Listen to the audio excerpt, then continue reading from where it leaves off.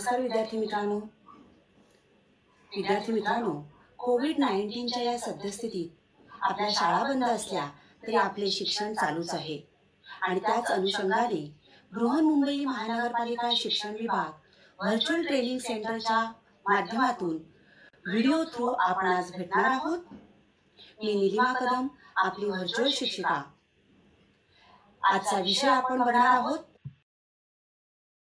विज्ञान आणि तंत्रज्ञान भाग 2, इयत्ता 10वी, पर्यावरणीय व्यवस्थापन, एन्व्हायरमेंटल मॅनेजमेंट. विद्यार्थी मित्रांनो, आपल्या सूर्यमालेमध्ये पृथ्वी हा असा एकमेव घटक आहे की ज्यावर सजीव सृष्टी अस्तित्वात आहे, हे आपण शिकलेलो आहोत. तर हमें यह ग्रह हमारे पूर्वजों से उत्तराधिकार में नहीं मिला, ये हमें अपने बच्चों से उधार में मिला है. आपल्याला हा वारसा रूपी मिळालेला नाहीये, तर आपल्याला एखादी गोष्ट आपण जेव्हा उधारीवर घेतो त्यावेळेला ती वस्तू आपल्याला परत करायची आहे, हे लक्षात ठेवून आपण त्या गोष्टीचा वापर करतो. त्याचप्रमाणे या ग्रहाचं सुद्धा, हा ग्रह आपल्याला उधार मिळालाय असं समजून याचं आपण संरक्षण करणं अत्यावश्यक आहे. पर्यावरणीय व्यवस्थापन या पाठामध्ये मागील भागामध्ये आपण परिसंस्था म्हणजे काय, पर्यावरण व परिसंस्था यांचे संबंध कशा प्रकारे आहेत, तर तसेच पर्यावरण संवर्धन म्हणजे काय, त्याची आवश्यकता काय आहे याबाबत माहिती घेतलेली आहे. आज आपण या पर्यावरण संवर्धनाची जी गरज आहे ती जैवविविधतेच्या दृष्टीने कशा प्रकारे उपयोगात येते, तर पर्यावरण संवर्धन आणि जैवविविधता यांचा असणारा संबंध काय आहे, देवराई म्हणजे काय, देवराईची आवश्यकता काय आहे, तसेच धोक्यात असलेल्या प्रजाती कोणकोणत्या आहेत, त्यांचं वर्गीकरण कशा प्रकारे केलं जातं आणि त्याचं आपण रक्षण कशा प्रकारे करू शकतो याबाबत माहिती घेणार आहोत. पर्यावरणाचे प्रामुख्याने 2 प्रकार आहेत, नैसर्गिक पर्यावरण व मानवनिर्मित पर्यावरण. आता हे पर्यावरण जे आहे, या नैसर्गिक पर्यावरणात हवा, वातावरण, पाणी, जमीन, सजीव या जैविक आणि अजैविक घटकांचा समावेश होतो. या जैविक व अजैविक घटकांमध्ये सतत आंतरक्रिया घडत असतात आणि या आंतरक्रियेमधूनच हे नैसर्गिक पर्यावरण विकसित होत असते, त्याची वाढ होते, त्याचं संवर्धन होत असतं. मानवनिर्मित पर्यावरणामध्ये प्रामुख्याने ज्या वेगवेगळ्या परिसंस्था आहेत यांचा सुद्धा याच्यामध्ये समावेश होतो आणि मानवनिर्मित पर्यावरणाचा अप्रत्यक्षपणे नैसर्गिक पर्यावरणावर परिणाम घडत असतो.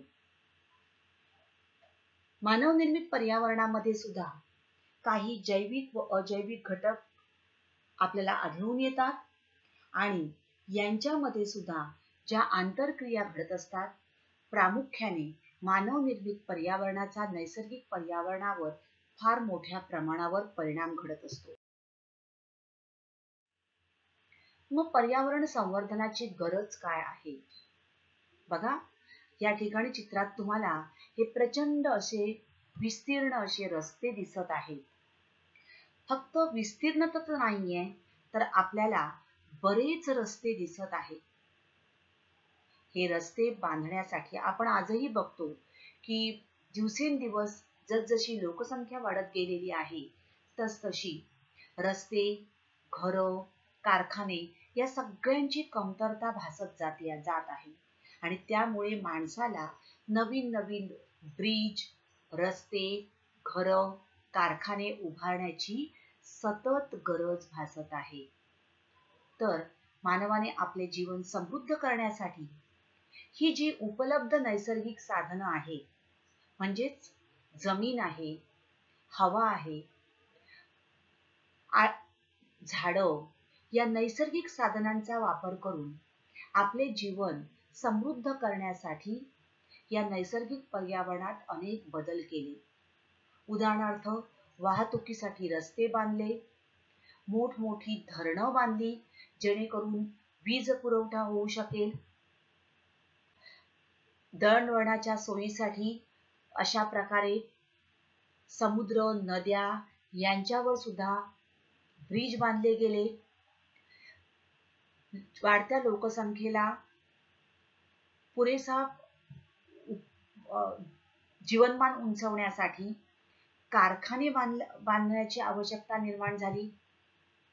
थोडक्यात रस्ते, घरे, शेती, धरणे, कारखाने अशा अनेक घटकांची निर्मिती माणसाने केली आणि या सर्वच घटकांचा परिणाम पर्यावरणावर आज आपल्याला होताना दिसत आहे आणि त्यातूनच पर्यावरणीय समस्या दिवसेंदिवस वाढत जात आहे. ग्लोबल वॉर्मिंग हा त्याचाच परिणाम होय. तर पर्यावरण संवर्धनाची गरज आपल्याला कशाकशासाठी असते बघा. प्रदूषणमुक्त हवा, पाणी, जमीन टिकविण्यासाठी, जैवविविधता संरक्षण व संवर्धन करण्यासाठी, नैसर्गिक व मानवनिर्मित समस्या निराकरणासाठी, भविष्यातील पिढ्यांचे जीवन गुणवत्तापूर्ण व शाश्वत होण्यासाठी, नैसर्गिक साधन संपत्ती सुरक्षित राहण्यासाठी आणि थोडक्यात या सर्व गोष्टींमधूनच निसर्गाचा समतोल टिकविण्यासाठी या पर्यावरण संवर्धनाची खूप मोठी गरज आहे.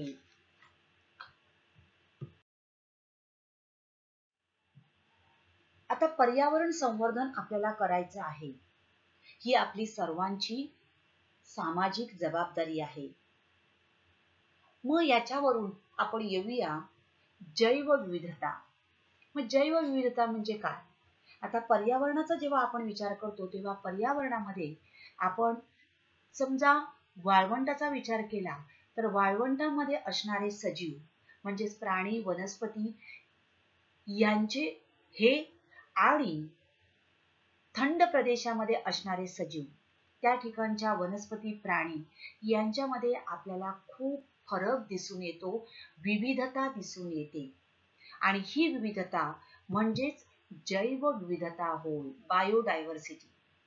तर पृथ्वीवर असणारं हे तापमान जे आहे, हा तापमान हा जैवविविधतेसाठी अत्यंत महत्त्वपूर्ण असा घटक ठरतो आणि या तापमानामुळेच आपल्याला ही विविधता आढळून येते. मग जैवविविधता म्हणजे काय? तर सजीवांमधील एखाद्या जाती, परिसंस्था, बायोम किंवा पूर्ण पृथ्वीवर असणारी विविधता होय. आता ही जी विविधता आहे, मी तुम्हाला सुरुवातीला सांगितलं की वाळवंटामधील सजीव आणि थंड प्रदेशातील सजीव यांच्यामध्ये फार मोठ्या प्रमाणावर आपल्याला विविधता आढळून येते आणि ही असणारी विविधता हे परिसंस्थेच्या निकोपपणाचे एक एकक आहे. जर सगळीकडे सारखेच जर सजीव आले तर ही जैवविविधता अस्तित्वात राहणार नाही.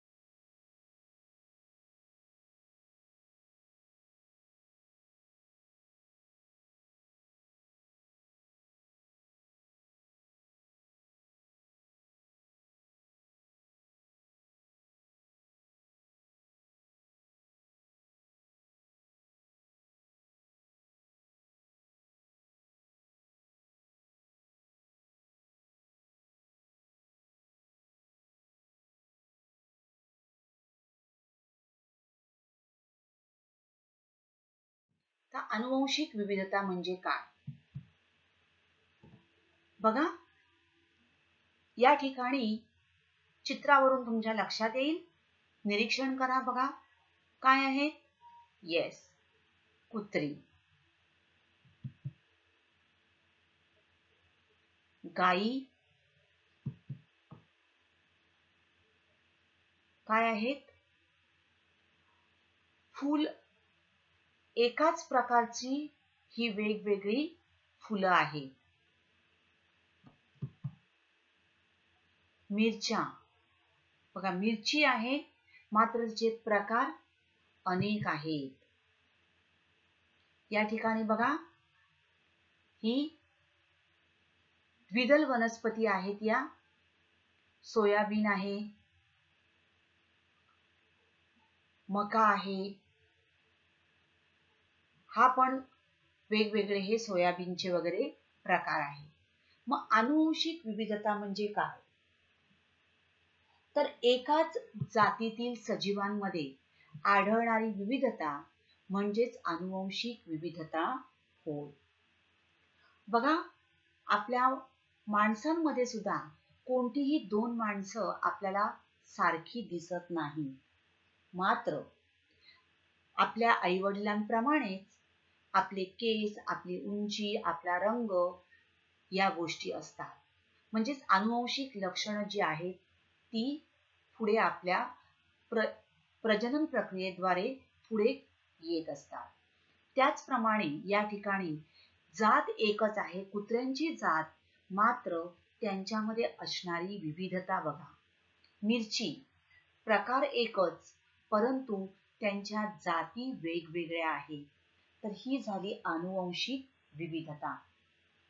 तर पुनरुत्पादन प्रक्रियेत सहभागी होणाऱ्या सजीवांमधील हे अनुवांशिक वैविध्य जर कमी झाले तर हळूहळू ती जात नष्ट होण्याचा धोका निर्माण होऊ शकतो. पुढचा प्रकार आहे स्पीसीज डायव्हर्सिटी, प्रजातींची विविधता. तर निसर्गामध्ये सजीवांच्या असंख्य प्रजाती आढळून येतात आणि यालाच प्रजातींची विविधता असे म्हणतात. उदाहरणार्थ तर बघा, प्राणी जर आपण घेतले, भूचर जर आपण घेतले, तर या ठिकाणी आपल्याला वेगवेगळ्या प्रजाती आढळून येतात. हत्ती, जिराफ, वाघ, सिंह, वेगवेगळे प्राणी.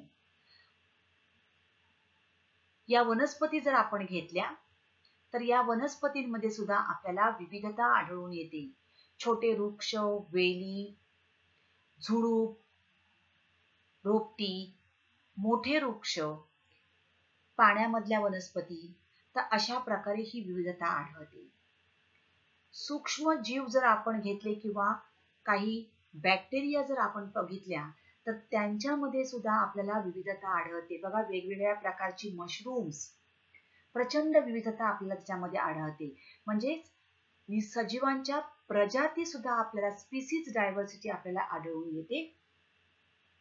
त्यानंतर हे जर आपण बघितलं तर समुद्राच्या तळाशी असणारे हे या प्राणी आहेत.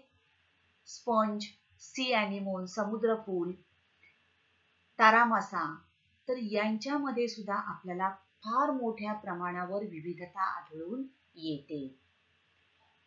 तर अशा प्रकारे या प्रजाती विविधतेमध्ये वेगवेगळ्या प्रकारचे प्राणी, वनस्पती, अगदी सूक्ष्मजीव यांचा सुद्धा समावेश होतो.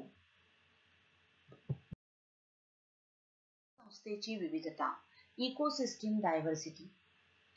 प्रत्येक प्रदेशात अनेक परिसंस्था असतात आणि त्या पर्यावरणाशी अनुकूलन साधत या परिसंस्थेची निर्मिती झालेली असते.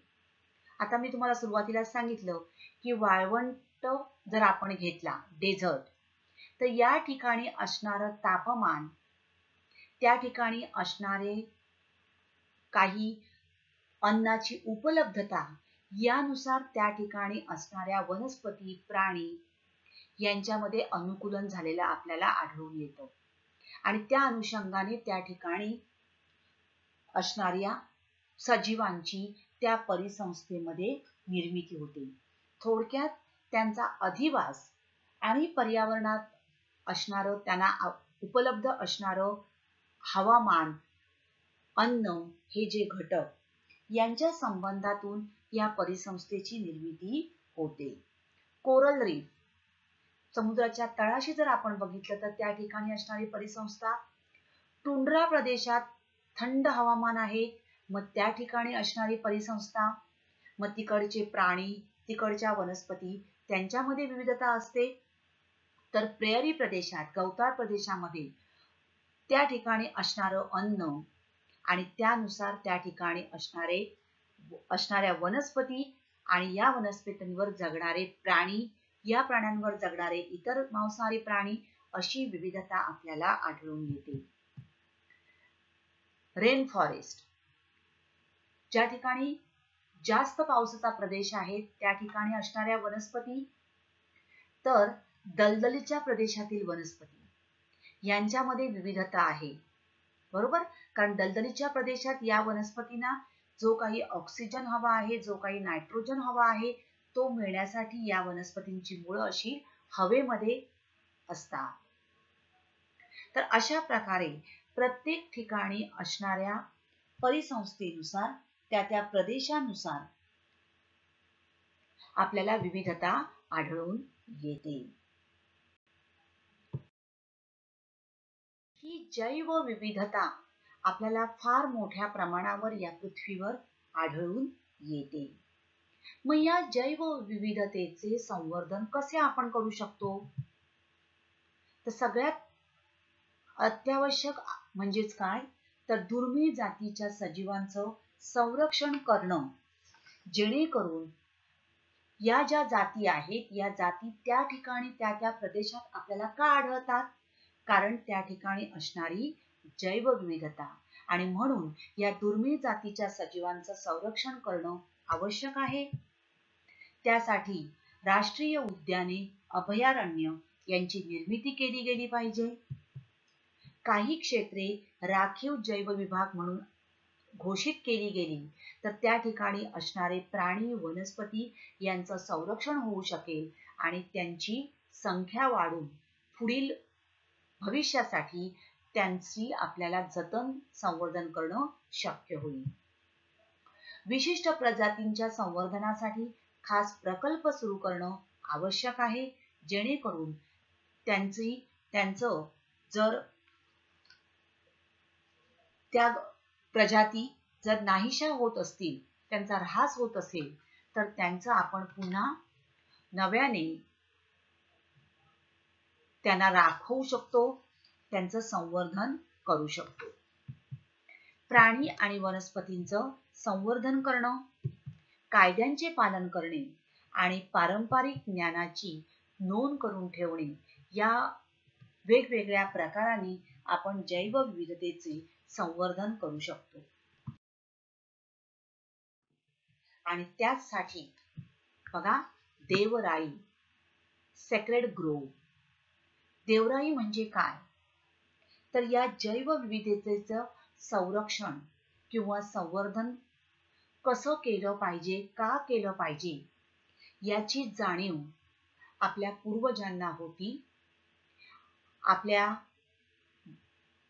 आपल्या संस्कृतीमध्ये अशा प्रकारे या जंगलाचं किंवा पर्यावरणाचं संरक्षण करणं आवश्यक आहे, हे जणू माहिती होतं. आणि त्याच अनुषंगाने या देवराईंची निर्मिती केली गेलेली आहे. कारण पर्यावरणाचं महत्त्व काय आहे हे आपल्या पूर्वजांना अगदी उत्तम प्रकारे माहिती होतं. तर अशा प्रकारे देवराई म्हणजे काय, तर जंगलाचा असा एक भाग, एक प्रकारचं जंगल की जे देवाच्या नावाने राखून ठेवलेलं असतं. आता होतं काय की देवाच्या नावाने राखून ठेवलं आहे असं मानल्यामुळे सामान्यपणे माणसाची एक भावना होऊन जाते आणि तो त्या देवाच्या नावाने असलेलं जंगल या भावनेने किंवा या कल्पनेने तो त्या जंगलाकडे पाहू लागतो आणि हळूहळू येणारी पिढी सुद्धा त्या जंगलाचं संरक्षण संवर्धन करू लागते. थोडक्यात एक प्रकारचं संरक्षण कवच या जंगलाला मिळू शकतं. तर देवराई म्हणजेच काय, तर परंपरेने चालत आलेले जंगल जे सरकारच्या वन खात्याने सांभाळलेले नसून कोणी सांभाळलेलं असतं, तर समाजाने सांभाळलेलं असते. तर थोडक्यात देवाच्या नावाने राखलेले व पवित्र समजले जाणारे वन म्हणजेच देवराई होय. बघा या ठिकाणी तुम्हाला दिसतंय ठिकठिकाणी आपल्याला देवाच्या मूर्त्या किंवा देवाचे पुतळे त्या ठिकाणी बनवले जातात आणि देवाच्या नावाने ते राखून ठेवलं जातं. थोडक्यात समाजाने सांभाळलेलं हे एक अभयारण्य किंवा जंगल आपण असं त्याला म्हणू शकतो. तर या विविध ठिकाणी असणाऱ्या देवराया आहेत.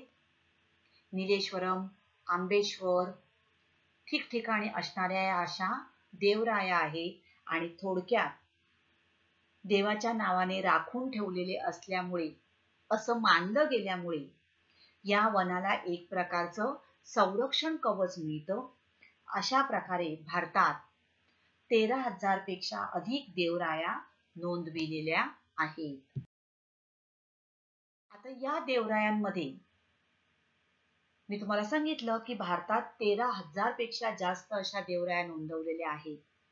तर या देवरायांमध्ये काय आपल्याला सापडतं, तर विशिष्ट प्रकारच्या वनस्पती, विशिष्ट प्रकारचे प्राणी आपल्याला त्या ठिकाणी आढळतात आणि थोडक्यात या देवरायांच्या नावाने, देवराईच्या नावाने त्या प्राण्यांचं, वनस्पतींचं संवर्धन अगदी निसर्गतः आपोआप केलं जात आहे. अशा कोणकोणत्या देवराया आपण बघूया आणि त्या कशासाठी प्रसिद्ध आहेत. कुंवारा भिवसन, रामटेक, नागपूर येथे असलेली ही देवराई. या ठिकाणी मुरुड शेंगेची विपुल झाडे आहेत. आता मुरुड शेंग ही जी आहे ही आयुर्वेदामध्ये वापरली जाते. मायगवस देवराई, सिंधुदुर्ग जिल्ह्यातील हेवळे या ठिकाणी असलेली ही देवराई. या ठिकाणी सीतेच्या अशोकाची विपुल झाडे आहेत.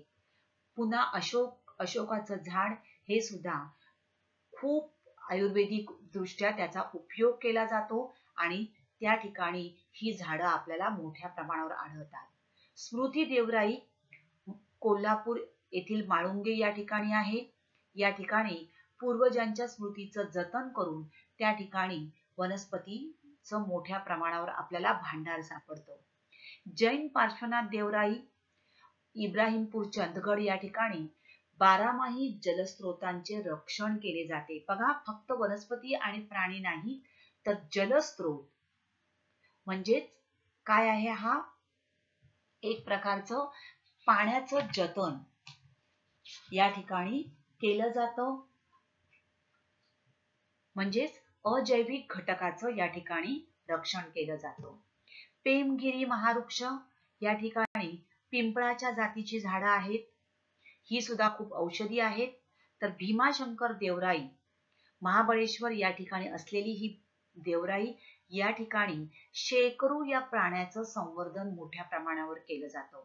आता हे प्राणी किंवा वनस्पती या त्या ठिकाणी वाढतात आणि त्या पर्यावरणाला शुद्ध करण्याचं, समृद्ध करण्याचं काम करत असतात. तर देवराईंबरोबर आपण आता येणार आहोत फुलपाखरे. फुलपाखरे ही स्वच्छ पर्यावरणाचे दिशादर्शक आहेत. आपल्याला मुंबईमध्ये फुलपाखरं आढळतात का? नाही.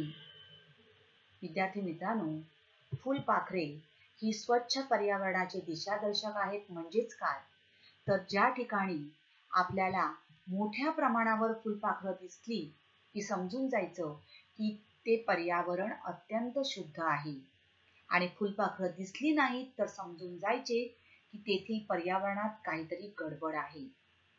फुलपाखरं ही मुख्यतः सर्वसाधारण वातावरणात वाढतात.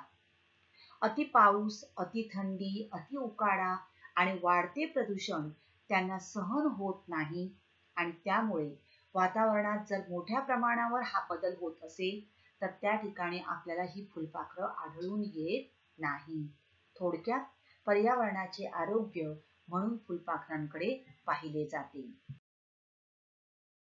आता आपण बघितलं की फुलपाखरं आपल्याला कुठे आढळतात, तर स्वच्छ पर्यावरणात आढळतात. स्वच्छ पर्यावरणाची दिशादर्शक होत.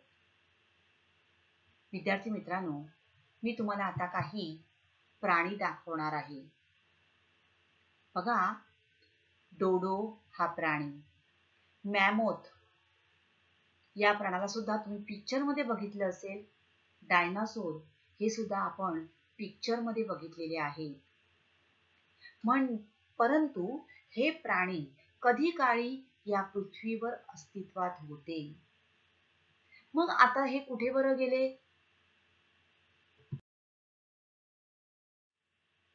बघा, निसर्गातून अस्तंगत झालेले प्राणी. आता डोडो, मॅमोथ, डायनासोर हे प्राणी आपल्याला आढळतच नाही.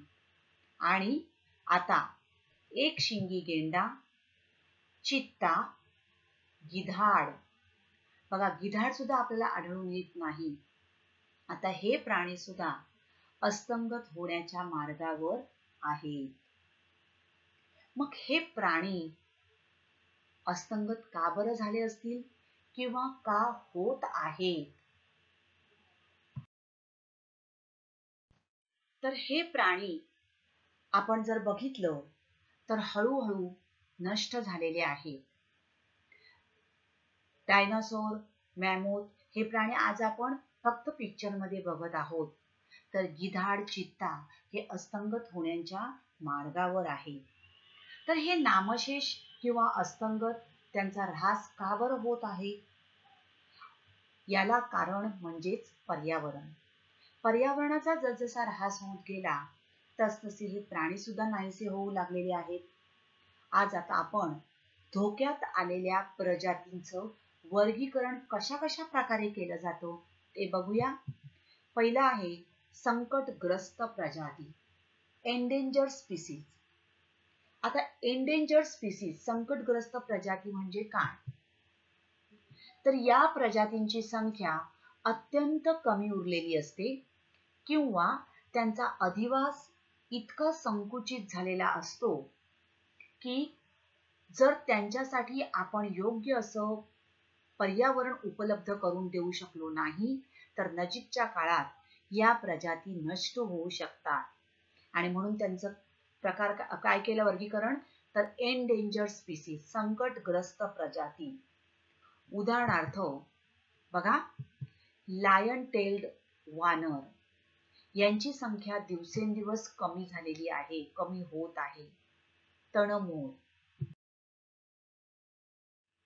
बघा पँगोलियन, ओरांगुटान, गॅलापॅगोस पेंग्विन, ब्लॅक रायनो या सुद्धा संकटग्रस्त प्रजाती आहेत. आता ह्या प्राण्यांचं मी तुम्हाला सुरुवातीलाच सांगितलं की त्या अधिवासामध्ये त्या पर्यावरणामध्ये अत्यंत महत्वपूर्ण असं त्यांची भूमिका असते. उदाहरणार्थ ओरांगुटान जर आपण बघितलं तर बियाणे विखुरलेल्या जंगलाला निरोगी ठेवण्यासाठी हे ओरांगुटान्स महत्वाची भूमिका बजावतात, मदत करतात. त्यांच्या आहारात असलेल्या 500हून अधिक वनस्पती प्रजाती नोंदविल्या गेलेल्या आहेत. मग आता बघा, त्यांना आवश्यक असणारं अन्न म्हणजेच वनस्पती या जर मिळत नसतील तर त्यांची सुद्धा म्हणजे त्या वनस्पती जसजशा नाहीशा झाल्या तसतशी या ओरांगुटान यांची सुद्धा संख्या कमी होऊ लागलेली आहे. थोडक्यात वनस्पती जर वाचवल्या तर हे प्राणी सुद्धा वाचणार आहेत. म्हणजेच त्यांचं महत्व, त्यांचं पर्यावरणासाठी असलेलं योगदान हे वनस्पतींसाठी आवश्यक आहे. दुसरा प्रकार आहे दुर्मिळ प्रजाती, रेअर स्पीसीज. आता या प्रजातींची संख्या बरीच कमी असते आणि या प्रजाती स्थान असल्याने जलद गतीने नामशेष होऊ शकतात. या प्रजातींना काय नसतं, स्थान विशिष्ट असल्याने त्या जलद गतीने नामशेष होऊ शकतात. उदाहरणार्थ बघा, या ठिकाणी तुम्हाला या चित्रात दिसतोय हा रेड पांडा, लाल पांडा, किंवा हा आहे कस्तुरी मृग. काय आहे? कस्तुरी मृग. तर दुर्मिळ प्रजातीमध्ये कस्तुरी मृग हा प्राणी येतो. आता कस्तुरी मृग म्हणजेच हिमालयात आढळणारे पांढऱ्या रंगाचे एक हरिण. या हरणांची कस्तुरी मिळविण्यासाठी त्यांची हत्या केली जाते. आता या हरणांच्या बेंबीमध्ये एक ग्रंथी असते, तिला कस्तुरी पॉड असे म्हणतात, आणि ते काढून टाकून त्यापासून अतिशय सुगंधी असं अत्तर बनवता येऊ शकतं. तर या हरणामध्ये असणाऱ्या सुगंधित ग्रंथी हजारो रुपये मिळवून देऊ शकतात, आणि म्हणून परफ्यूम किंवा पारंपरिक औषध तयार करण्यासाठी या हरणांची मोठ्या प्रमाणावर हत्या केली जाते. आणि आज ही प्रजाती दुर्मिळ प्रजाती झालेली आहे. त्यांची संख्या बरीच कमी झाली आहे. त्यांच्या संवर्धनाची आवश्यकता आहे. या ठिकाणी तुम्हाला दिसतंय हे कस्तुरी मृग हा हिमालयामध्ये आढळणारा एक प्रकारचं एक हरण.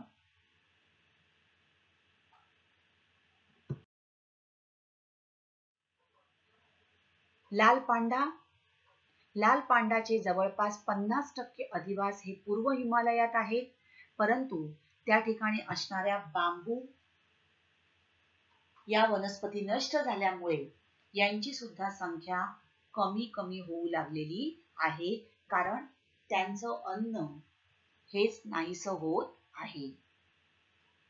तर या रेड पांड्याची जी फर असते, त्या फरचा उपयोग, त्यांच्या केसांचा उपयोग विशिष्ट पेलेट्ससाठी केला जातो, आणि त्यांच्यापासून फर कॅप्स किंवा हॅट्स तयार केल्या जातात, आणि त्यासाठी त्यांची मोठ्या प्रमाणावर शिकार केली जाते. दुर्मिळ प्रजाती त्यामध्ये राक्षसी कासव, काही वनस्पती, आफ्रिकन हत्ती यांचाही समावेश मोठ्या प्रमाणावर होतो.